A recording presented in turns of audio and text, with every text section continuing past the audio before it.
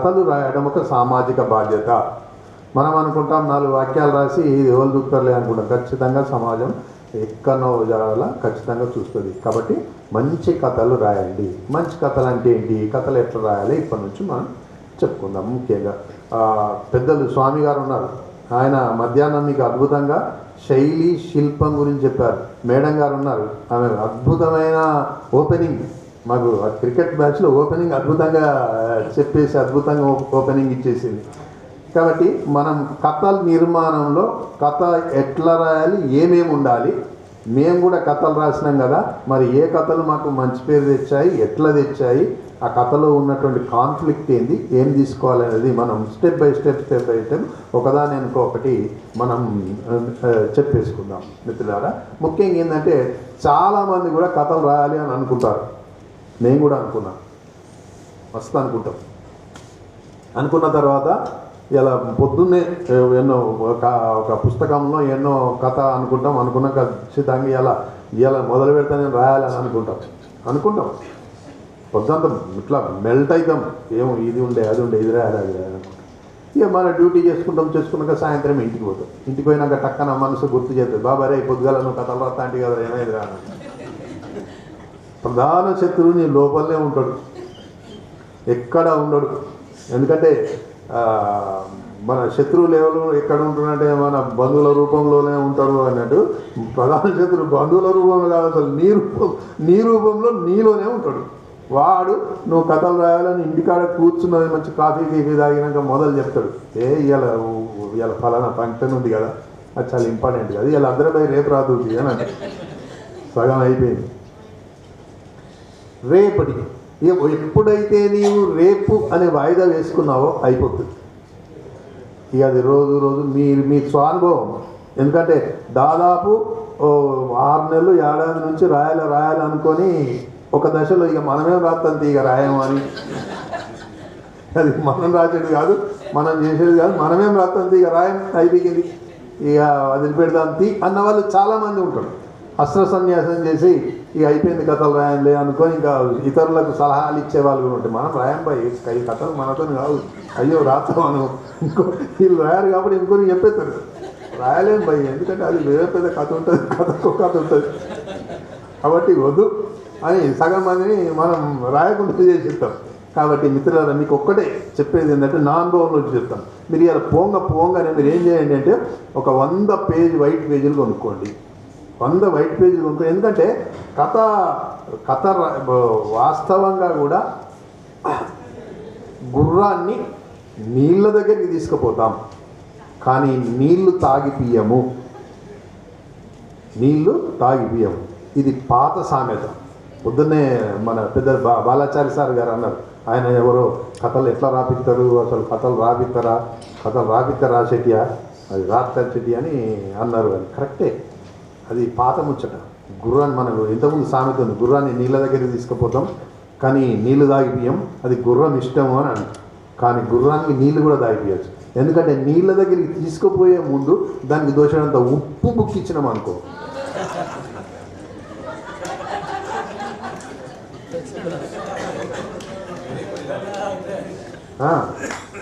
ఇంకేది ఉప్పు బుక్కిచ్చిన తర్వాత దాన్ని నీళ్ళ దగ్గర తీసుకుపోతే నువ్వు అదనంగా నీళ్ళు తాగుతూనే ఉంటావు. అంటే అట్లాంటి ఉత్ప్రేరకాలు ఇలా కథలు రాయాలి అంటే ఏమో రాస్తాం అట్లా కాదు, మిమ్మల్ని ఒక వడిపెట్టి మిమ్మల్ని ఒక ఉత్ప్రేరకంలాగా చేసి మిమ్మల్ని మోటివేట్ చేసినాక ఖచ్చితంగా పోయి కూర్చుంటాడు. ఇలా అనేక ఉద్యమాల్ని నిర్మించింది ఒక మాట ఉపన్యాసం. ఇవే ఇలా ఒక మాటతోని, ఒక పాటతోని, ఒక కార్యాచరణతోని కార్యోన్ముక్తుల ఇలా కేవలం నన్ను మార్చింది ఒకే ఒక్కటి శ్రీశ్రీ వాక్యం. నిప్పులు కక్కుతుంది మా స్కూల్ గోడ మీద రాసిండు, ఏ పుణ్యాత్ముడు రాసిండో కానీ ఆ వాక్యము తీసుకొచ్చి నన్ను ఇలా ఇడే నిలబెట్టి. నిజంగా ఆ వాక్యం రాసినటువంటి ఆ చేతులకు ఆ పాదాలకు నేను నమస్కరిస్తే జీవితాంతం నేను రుణపడి ఉంటాను. ఎందుకంటే అవి ఆ 2 వాక్యాలు చదివిన అట్లాగే ఈ 4 వాక్యాలు మేము చెప్పేటి ఎవరో విని ఖచ్చితంగా ఉత్తేజితులై ఒక స్ఫూర్తితో రాయగలరు. నిప్పులు కక్కుతూ నింగి నెగిసితే నిబిడాశ్చర్యంలో వీళ్ళే, నెత్తురు కక్కుతూ నేల కొరిగితే నిర్దాక్షిణ్యంగా వీళ్ళే. మా తెలుగు సార్ని అడిగిన, నాకు తెలియదు సార్ ఇది ఏంది అని అన్న. ఆయన దగ్గర తీసుకొని, బిడ్డా రే నువ్వు ఉన్నావు, చదువుతున్నావు, రేపు పెద్ద దొంగవైనావు అనుకో, నువ్వు ఎవ్వడు కూడా నీ పేరు తీయడు, మీ ఇంటి పక్కడు కూడా ఫలానా అశోక్ ఎవరు అంటే ఎవరో తెలియదు అని అంటారు. కానీ ఒక గొప్ప ఐఏఎస్ కలెక్టర్ అయినావు అనుకో, మీ పక్కూరోళ్ళు కూడా ఆయన మా పక్కూరు అయినా అని చెప్పుకుంటారు కదా. నువ్వు ఒక ఆకాశంలోకి ఎగిరిపోతే ఆశ్చర్యంగా చూస్తారు, కింద పడిపోతే నేను తొక్కుతారు కానీ ఎవడు లావట్టారా అని చెప్పిండు. ఇట్లే చెప్పాడు. కానీ ఇంత స్థాయికి వచ్చినాక మామూలు మాటలు లెక్క అనిపించింది. అప్పుడు నాకైతే ఇట్లా అద్భుతంగా అనిపించింది, చాలా గొప్పగా చెప్పాడు. అవి లిఖించబడ్డాయి, సువర్ణాక్షర రాతి మీద రాసినట్టుగా నాలో రాయబడ్డాయి. ఆ స్ఫూర్తితోనే నేను ఇలా ఒక రచయితగా మీ ముందున్నాను, మీతో అనుభవాలను పంచుకుంటున్నాను. అట్లా మనం ఖచ్చితంగా ఏదో ఒక వాక్యంతోనో, ఏదో ఒక కథతోనో, లేకుంటే ఏదో ఒక సంఘటనతోనో ఖచ్చితంగా మనం ఒక స్ఫూర్తిని పొందుతాము. అలాంటి స్ఫూర్తిని పొందే వేదిక ఇది అవుతుంది అని ఈ ఒక అనుభవజ్ఞులైనటువంటి 3 రచయితలను మీతో ఇంటరాక్ట్ చేయడం జరిగింది. రైట్, ఇలా ఒకటి కథ రాయాలి అని కూర్చున్నాం. మీకు చెప్పాను ఎట్లా రాయాలి అంటే, స్వానుభవంలో 100 పేజీలు తీసుకోండి సార్. మీరు 100 పేజీలు తీసుకొని ఒక టేబుల్ గుర్తు చేసుకొని ఆ టేబుల్ మీద 100 పేజీలు పెట్టుకోండి. ఏది అవసరం లేదు మీకు, ఇక ఏ ప్రోగ్రాంలు అవసరం లేదు, ఏది అవసరం లేదు. ఎందుకు అవసరం లేదు? ఎందుకు అంటే మీకు ముఖ్యంగా చెప్తున్నా, సైకిల్ తొక్కాలనుకోండి. మీరు సైకిల్ తొక్కాలి అనుకో, నేర్చుకోవాలనుకుంటారు. మీరు 100 పుస్తకాలు చదవండి. సైకిల్ కాయించి తొక్కాలి, వెనక తొక్కాలి, దండ తొక్కాలి, డబల్ సవార్ తొక్కాలి, ఇట్లా అట్లా అని మస్తు చాప్టర్స్ పుస్తకాలు ఉంటాయి. ఎన్ని పుస్తకాలు చదివినా మీరు డైరెక్ట్ సైకిల్ తొక్కలేరు. ఎప్పుడు తొక్కగలరు?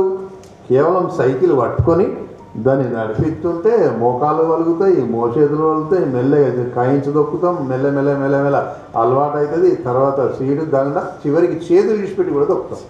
మా సామాన చేతులు లేకుండా కదరాతాడైనా అంతా చేతులు విడిచిపెట్టి సైకిల్ తొక్కుతాడు. ఎట్లా జరిగింది అదంటే ప్రాక్టీస్. సైకిల్ తొక్కడం వల్లనే జరిగింది. ఇలా ఈత ఉంది సార్, ఈత ఉంది అనుకోండి. మీరు ఈత నేర్చుకోవాలనుకోండి, 1000 పుస్తకాలు చదవండి ఈత మీద. కాళ్ళు ఇట్లా కొట్టాలి, అట్లా కొట్టాలి, కడుపు కిందకి నీళ్ళు అనుకోవాలి, నీళ్లు మింగద్దు, తల మీదకి ఎత్తాలి, ఇవన్నీ ఉంటాయి. కానీ ఇది పనిచేయదు. ఇవన్నీ చదివి మీరు మొత్తం దాంట్లో 100 మార్కులు తెచ్చుకున్నాక కూడా నీళ్ళల్లో దుంకింది అనుకో, అది లోపలికే పోతుంది కానీ మీదికి రాదు. అదో మరి నేను 100 మార్కులు తెచ్చుకుంటే కదా దాంట్లో, మరి గంత పాస్ అయింది కదా, నాకు ఈత ఎందుకు రాదు అంటే రాదు. ఎందుకు రాదు అంటే, మళ్ళీ ఈతెట్లా నువ్వు గడ్డ పట్టుకొని మెల్లమెల్లగా కొట్టి, జర మోకాలు అంటే నీళ్ళలో కొట్టి, ఇంకా జరగొట్టి అలవాటై అప్పుడు మాత్రం నువ్వు గజయిత కానీ అయితే నువ్వు కాదు, ఇంకా నలుగురు నీళ్ళలో ఉంటే అలవాటు. అది కేవలం నువ్వు నీళ్ళల్లో దిగినప్పుడు మాత్రమే జరుగుతుంది. సైకిల్ తొక్కాలంటే సైకిల్ పట్టుకున్నప్పుడు, నీళ్ళలో ఈత రావాలంటే నీళ్ళలో దిగినప్పుడు మాత్రమే. అట్లాగే నువ్వు రచయిత కావాలంటే కళలు కానీ ఇట్లా మొత్తం మైండ్లో మొత్తం ఇది పాత్ర ఇట్లుంటుంది, ఈ పాత్ర ఇట్లుంటుంది, ఇదంతా అనుకుంటే అది ఏది కాదు. కాగితం పట్టుకొని కుర్చీ మీద కూర్చుండి 100 పేజీలు పెట్టుకోండి. దాని మీద ఒక కుర్చీ వేసుకోండి, ఒక టేబుల్ పెట్టుకోండి, ఇంట్లో ఒక టైం పెట్టుకోండి. రోజు అరగంట, ఎక్కువ అది అరగంట, రోజు 2 పేజీలు రాయండి. 2 పేజీలు ఏం రాస్తాము అని ఏం లేదు, జనగణమన రాయండి, వందే మాతరం రాయండి. నిజం సార్, నేను అనుభవపూర్వకంగా చెప్తాను.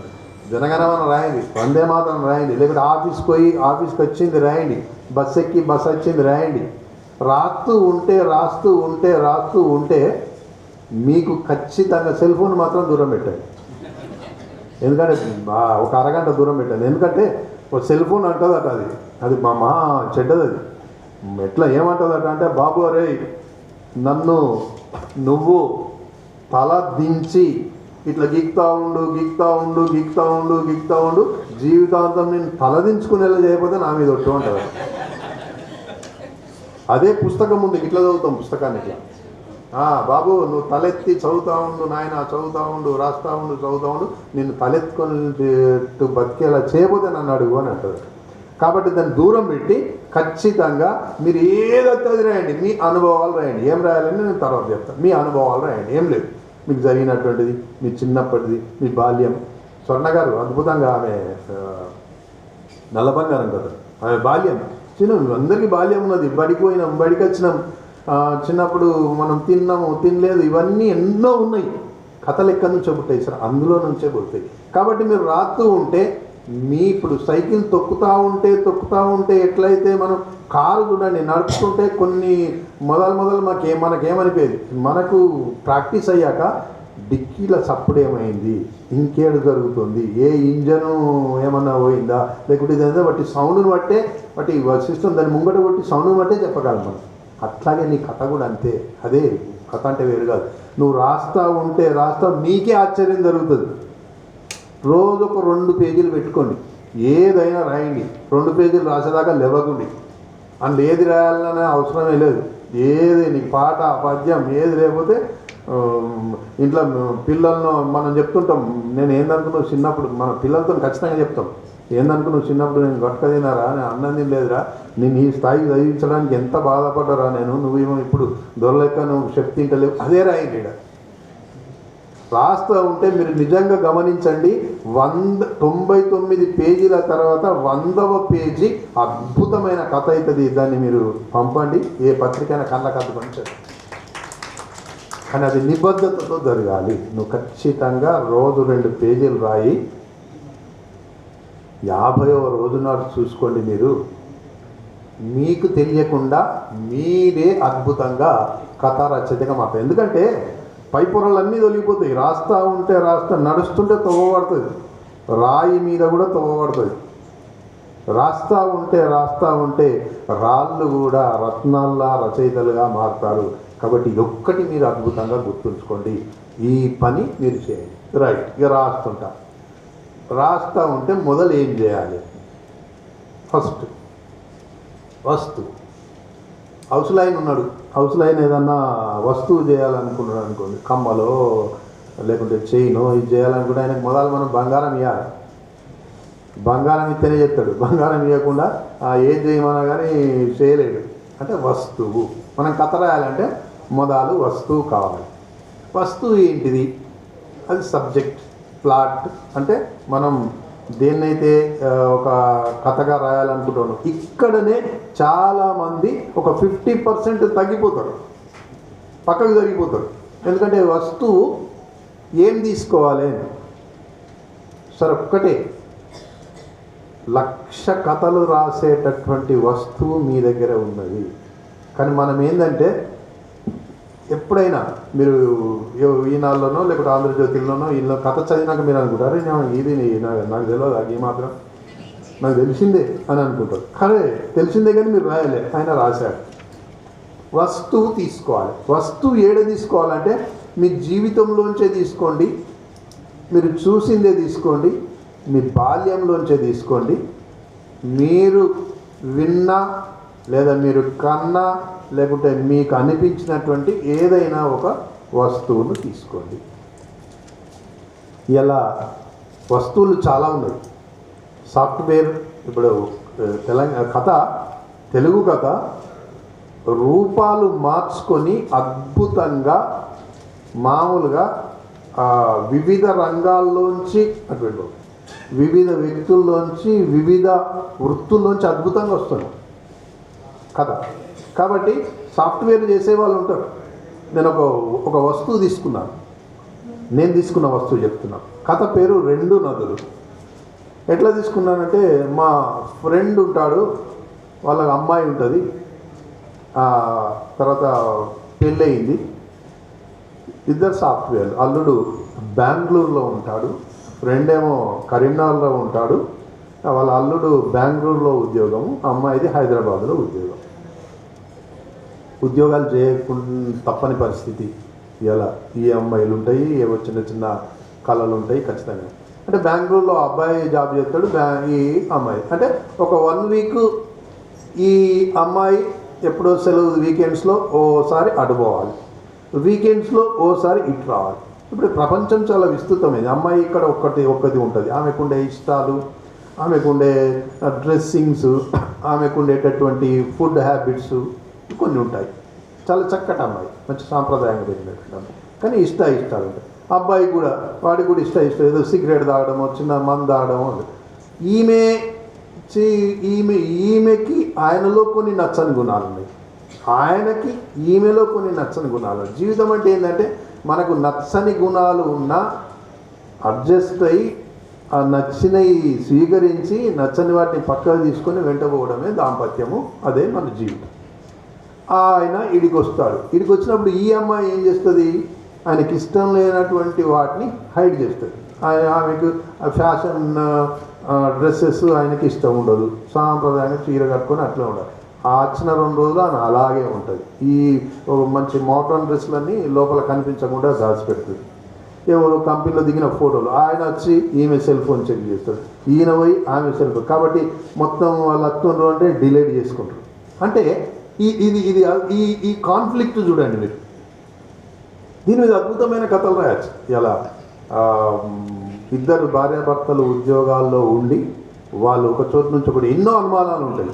నేను వారం రోజులు లేను కదా ఇక్కడ, మరి ఈమె ఏం చేస్తుంది, నేను ఆయన ఒంటిగానే ఉన్నాడు కదా, ఆయన అర్ధరాత్రి పూట ఈయనకు చేయడం ఎందుకు ఫోన్ చేసి మళ్ళీ మనసులో వేరే ఉంటుంది, అరే ఇంత రాత్రి పూట ఏడుంది, అది మేలుకతో ఉందా, ఎట్లుందా అని ఫోన్ చేస్తూ మళ్ళీ పైకి మాత్రం నువ్వేం చెప్తున్నావు, నాకు రాత్రిపూట గుర్తొచ్చినావు నువ్వు అని చెప్పుకోవడం.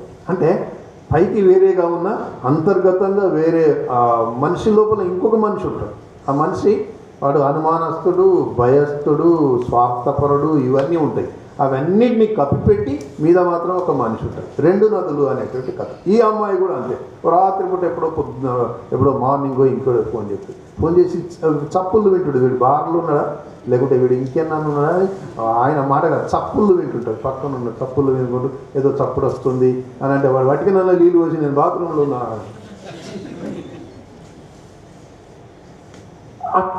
అది ఆ కాన్ఫ్లిక్ట్ అట్లా తీసుకోవచ్చు, అట్లా కథలు తీసుకోవచ్చు. మనం జీవితంలోంచి వచ్చినటువంటి అట్లా వస్తువును మనం తీసుకుంటాము. వస్తువుకు ఏ మాత్రం కొరత లేదు, వస్తువులు చాలా ఉన్నాయి. ఇంకొకటి ఏంటంటే వస్తువులు తీసుకోవడంలో సందిగ్ధ పడతాం మనం. ఇది తీసుకోవచ్చునా అని తీసుకోవచ్చు. నేను ఏ వస్తువు తీసుకున్నా మైముంత అనే కథ రాసిన బర్రె తీసుకున్నా, బర్రెదేం కథ ఉంటుంది అని అనుకుంటాను. నేను అనగనగా ఓ కోడి పెట్ట అనే కథ రాసిన, కోడి తీసుకున్నా. కోడి మనం ఏమనుకుంటాం, కోసుకునే కోడి కథ ఏముంటుంది, కోడి రోజు కోసుకునే కోడి కథ ఏముంటుంది, రోజు కోడిని చూస్తూనే ఉంటాము. ఈసారి ఏం చెప్తాడు కోడిది, ఇన్నేం కొత్తగా ఉన్నది అని అనుకుంటాం. కానీ కోడికున్న మనం తిడతాం కూడా, నీ కోడిది మాకు రా అంటాం. ఎవరన్నా జర మర్చిపోయేది ఉంటే కోడిది మాకు రానంటారు. కానీ కోడికున్న దిమాకు మనిషికి ఏదన్నది సార్. ఎందుకంటే కోడి 59 రోజులల్లా ఒక్కతే తల్లి, 20 పిల్లలు. మనకు తల్లి ఉంటుంది, తండ్రి ఉంటుంది, విశ్వవిద్యాలయాలు ఉంటాయి, పాఠశాలలు ఉంటాయి, స్కూళ్ళు ఉంటాయి, సిలబస్ ఉంటుంది, బుక్ ఉంటుంది, పెన్ను ఉంటుంది, నేర్పేటోడు వేరే ఉంటాడు, పొద్దుకచ్చినాక ట్యూషన్ చెప్పేటోళ్ళు వేరే ఉంటారు. మళ్ళీ ఇవన్నీ కాకుండా మన అమ్మ నాన్న వాళ్ళు కూడా చెప్తానే ఉంటారు, తీర్చిదిద్దుతూనే ఉంటారు, శిల్పాలు చెప్తానే ఉంటారు, తిడుతుంటారు, కొడుతుంటారు, ఇవన్నీ చేస్తుంటారు. కోడికి పాపం అదేం లేదు, ఒకటే తల్లి కోడి. దాన్ని కూడా ఎన్నో ఉంటాడో తెలియదు. ఒక్కటే తల్లి కోడి 20 కోడి పిల్లలను 59 రోజులల్లా కోళ్ళను చేస్తుంది. 60 ఏళ్ళు దాదిన మనిషి తన పిల్లలను మనుషులను చేయడు. మరి కోడికున్న దిమాగ్ మనకేడు? మీరు గమనించరా? కోడి పాపం ఒక్కతే కోడి ఎక్కడం నేర్పుతుంది. ఫస్ట్ అది మనం కోడి పిల్లలు చేయగానే గచ్చలో పోసి నీ నీళ్ళు పోతాం, నేను నూకలు ఎత్తాం. పిల్లలకు బుక్కు నేర్పుతుంది. 2 రోజులు 3 రోజులు అయినాక పిల్లలు బుక్తుంటే తల్లి అంటుంది, అరే ఇక్కడ బుక్ వద్దా, మనం బయటకు పోదాం దారా అంటుంది. పిల్లలు అడుగుతాయి, ఏ పిచ్చా ఏమా, అందుకని కోడి మాకని తిరుగుతుంటాం అందరు. నీళ్ళు ఉన్నాయి, నూకలు ఉన్నాయి, ఇవన్నీ ఉండగా మనం బయటకు కూడా ఎందుకు మంచిగా తినుకుంటూ ఇనే ఉంటే అంటే అప్పుడు కోడి అంటుంది, మనుషులు నమ్మదురా బిడ్డ, ఇలా ఓస్తారు రేపు ఓస్తారు. అరే నాయన ఇలా ఓస్తారు నూకలు, రేపు నీ మేడని ఓస్తారు. ఎందుకంటే ఇంటికి చుట్టం వస్తే మొదలు భయపడేది కోడే. వీడు గుడితోని పోతాడా, కోడితోని పోతాడా, పప్పుతోని పోతాడా, దానికి అనుమానం, డౌట్. తీర్చిపెట్టి అవతలు పోయినాక అబ్బా ఇలా బతికిన రా అనుకుంటాడు. ఎందుకంటే మరి అన్నీ కోతాడో ఏమో. మరి చుట్టమచ్చిందంటే పాపం భయపడేది కోడే. ఎందుకంటే విడిచిపెట్టినాక అవతలు పోయినాక అనుకుంటా ఇవాళ దినగండం. ఎందుకంటే ఇవాళ ప్రపంచం లోపల ఎక్కువ మర్డర్లు జరిగేవి కోళ్ళే. ఎందుకంటే గదికొక్క కోడి ఉంటుంది, గల్లీకొక చికెన్ సెంటర్ ఉంటుంది. ఎందుకంటే కోడి మనుషులను మేల్కొలుపుతుంది. మనుషులను మేల్కొల్పే వారిని ఎప్పుడైనా ఈ ప్రపంచం గౌరవించిందా? రాళ్ళతో కొట్టి చంపింది. అట్లాగే కోడి కూడా అంతే, పాపం అది మనుషులు మేల్కొలుపుతుంది కాబట్టి అన్ని మర్డర్లు దాన్ని. అయినా తన కోడి ఏం చెప్తుందంటే పిల్లలను తవ్వడం నేర్పుతుంది, బుక్కడం నేర్పుతుంది, పిల్లెత్తే ఎట్లా జాక్కోవాలని నేర్పుతుంది, గద్దెత్తే ఎట్లా నక్కి చూడాలని నేర్పుతుంది. సైరన్ మోత కావని సైరన్ మోతం అవుతుంది. అంటే గద్దొచ్చినప్పుడు ఒక రకమైన సైరన్, అదే సైరన్ ఇవ్వగానే ఎక్కడెక్కడ పిల్లలు నక్కుతాయి, ఉరికిరావు, ఉరికెత్తే అది గద్ద ఎత్తుకపోతుంది. పిల్లి వచ్చినప్పుడు ఒక సైరన్ ఎత్తుంది, కావని ఉర్రికొచ్చి రెప్పల కింద దాక్కుంటాయి. అంటే ఆ ఫ్రీక్వెన్సీ వీటికి తెలిసిపోతుంది, చెప్పేస్తుంది అవి. దానికి సరిగమలు తెలివై పాపం, ఇంకేం తెలివై, అయినా చెప్పేస్తుంది. ఇక బిడ్డ ఈ ఫ్రీక్వెన్సీ చదివితే ఉరికి రావాలి, ఈ ఫ్రీక్వెన్సీ అయితే ఆన్నే నక్కి ఉండాలి. అంత విజ్ఞానం ఉన్నటువంటి కోడి తన పిల్లలను 59 రోజుల కోళ్ళని చేసినాక ఏం చేస్తుంది? ఎడవాపుతుంది, కొట్టుతుంది, ముక్కుతో కొడుతుంది. చాలా మీ అంతలో మీరు బతుకున్నాడు. అప్పుడు పిల్లలు అడుగుతాయి, పిచ్చాయి అమ్మ 59 రోజులు రాదినవు మమ్మల్ని, 20 రోజులు ఇన్ని ఆడ గుడ్ల మీద ఒదిగినవు, మమ్మల్ని ఇంత ప్రేమగా చూసుకున్నావు, ఇప్పుడేంది పొడుతున్నావు అంటే తల్లి చెప్తుంది, బిడ్డ నీకు కుమ్మరిళ్ళు చెప్పిన, కమరిళ్ళు చెప్పిన, పెంటలు చెప్పిన, మోర్లు చెప్పిన, అన్నీ పరిచయం చేసిన, ఎట్లా బుక్కాలో చెప్పిన, ఎట్లా ఏం తినాలో చెప్పిన, ఏం తినద్దో చెప్పిన, ఎట్లా తగ్గుకోవాలో చెప్పిన, ఏడ ధాన్యాలు ఉంటాయో చెప్పిన, దొంగతనం ఎట్లా చేయాలో చెప్పిన, ఎట్లా దాక్కోవాలో అన్నీ చెప్పిన, ఇంకెందుకు రా నాతో నీకు పని, చల్ వెళ్ళిపోవాలంటే. అదే ఇప్పుడు మనం మనుషులం అయితే ఏం చేస్తాం?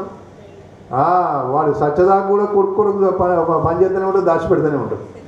రిటైర్మెంట్ అయినాక కూడా మళ్ళీ ఏం చేయాలని, ఏ బల్లె పని చేయాలి, లేకుంటే ఏమైనా పని చేయాలి, పొరగలు ఆగమైపోయి ఇంకా పొరగలకి ఏం సంపాదించకపోతే సచ్చేదాకా కూడా అదే పని.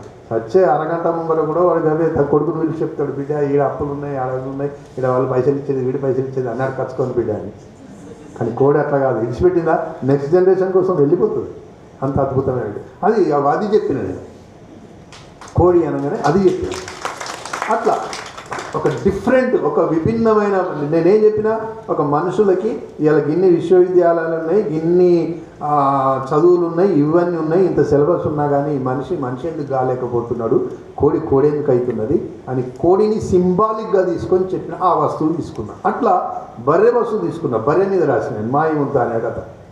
బర్రె వస్తువు ఏంది మళ్ళీ మీరు అనుకోవచ్చు, పాలు మీద బర్రె ఏముంటుంది అన్న, బర్రెకి ఏముంటుంది, పిండుకుంటాం విడిచిపెడతాం అంటే కాదు. బర్రె ఒక తల్లి యొక్క వేదన ఎట్లా ఉంటుంది అంటే మీరు చూడండి, మీరు దాదాపు చూసి ఉంటారు. బర్రె ఈనంగానే ఏం చేస్తుందంటే మొట్టమొదలు అంటే బర్రెకి పాపం సైన్స్ తెలియదు, ఫిజిక్స్ తెలియదు, దానికి హెల్త్ హైజీన్ తెలియదు, మెడిసిన్స్ తెలియదు, కానీ అది దాని పుట్టక స్వభావంతో వచ్చినటువంటి ఒక గొప్ప మనసు ఉంటుంది. అది బిడ్డ ఈనంగానే దుడ్డని పెట్టగానే మొట్టమొదలు నాలుకతో కళ్ళను శుభ్రం చేస్తుంది. మీనగానే అనుకుంటుంది. ఎందుకంటే బర్రెకు డాక్టర్లు ఉండరు, నర్సులు ఉండరు, అమ్మ ఉండదు, అయ్యి ఉండదు. మనకు ఇలా పూలలో పెట్టి పోయి తీసుకుపోయి హాస్పిటల్లో ఏ నొప్పి లేకుండా మళ్ళీ ఏ టైంకు మనం డెలివరీ కావాలంటే ఆ టైంకి చేసి నొప్పి